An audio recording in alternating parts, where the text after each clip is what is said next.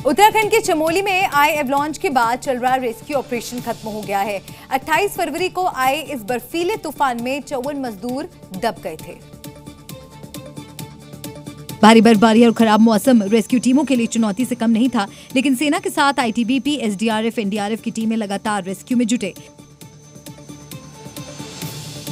ऊंचे ग्लेशियर काटकर बीआरओ ने बद्रीनाथ धाम तक राष्ट्रीय राजमार्ग को पूरी तरह से सुचारू कर दिया। हाईवे पर कंचनगंगा, रोहतांग बैंड और कई जगहों पर बर्फीले तूफान ने पूरी तरह से तहस नहस कर दिया था। ऐसे हालात में स्नो कटर मशीन से बर्फ को काटकर बीआरओ की टीम माणा गांव तक पहुंची और फिर रेस्क्यू शुरू किया। इस एवलांच में घायलों का रेस्क्यू कर जोशीमठ के आर्मी अस्पताल पहुंचाया गया है। हेलीकॉप्टर से लगातार रेस्क्यू अभियान चलाया जा रहा है। किसी तरह की कोई परेशानी ना हो, इसके लिए सेना के साथ हेलीकॉप्टर वहां पर तैनात हैं। एवलांच आने के बाद जो मजदूर बुरी तरह घायल हो गए थे, उन्हें हवाई मार्ग से जोशीमठ पहुंचाया जा रहा है। सेना के अधिकारी ग्राउंड लेवल पर तैनात हैं। बस हर किसी का मकसद एक ही है कि सभी को सुरक्षित निकाल लिया जाए। घायल मजदूरों का जोशीमठ के आर्मी अस्पताल में इलाज चल रहा है। घायल मजदूरों को बचाने के लिए हर संभव प्रयास किए जा रहे हैं। आईटीबीपी, सेना के साथ एयरफोर्स के जवान भी रेस्क्यू अभियान में जुटे हैं।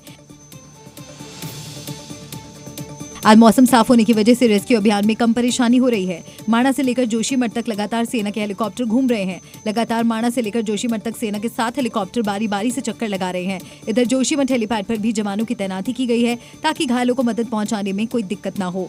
माणा गांव में आए एवलांच के बाद 54 मजदूर बर्फीले तूफान के नीचे दब गए थे। बर्फ से जिन मजदूरों को निकाला गया, उन्हें जोशीमठ के आर्मी अस्पताल में भर्ती कराया गया है। कुछ घायलों की हालत गंभीर देखते हुए उन्हें ऋषिकेश एम्स भेज दिया गया है। उधर सीएम पुष्कर सिंह धामी लगातार हालातों पर नजर बनाए हुए हैं। सीएम धामी पिछले 3 दिनों से रेस्क्यू अभियान की समीक्षा कर रहे हैं।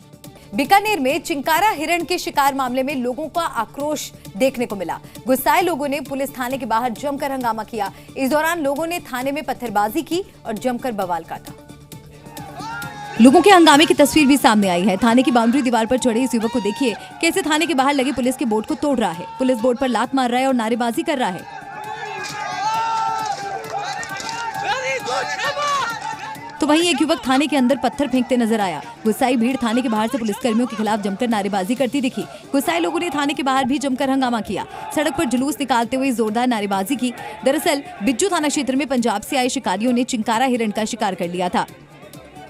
गोली की आवाज सुनकर ग्रामीणों ने देखा था शिकारियों ने हिरण का शिकार कर लिया, तो हिरण के शिकार की खबर तेजी से फैली। कई गांव के लोगों ने अपने अपने गांव के बाहर नाकाबंदी लगा दी। पुलिस को भी सूचना दी गई। हालांकि पुलिस ने सभी आरोपियों को गिरफ्तार भी कर लिया है, लेकिन ग्रामीणों का गुस्सा अभी तक 7वें आसमान पर है। गुस्साए लोग आरोपियों के खिलाफ कड़ी कार्रवाई की मांग कर रहे हैं। गुस्साए लोगों ने पूरे थाना परिसर को घेर लिया और जमकर पत्थरबाजी भी की।